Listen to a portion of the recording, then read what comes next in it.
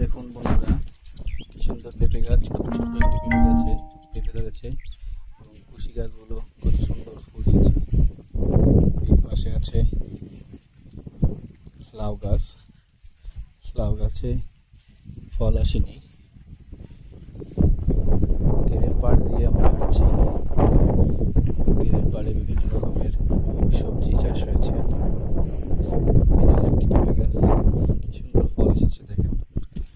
এই ফলগুলো পরিপক্ক হবে, পাকবে, তারপরে হয়তো বাজারে বিক্রি করবে। কুশি গাছ, একটি পেঁপে গাছ ঝড়ে ভেঙে গেছে। প্রকৃতির যে রূপ আসলে মনোমুগ্ধকর। বাগান বিলাস আপনাদেরকে এরকম প্রকৃতির কাছে নিয়ে আসার চেষ্টা করি।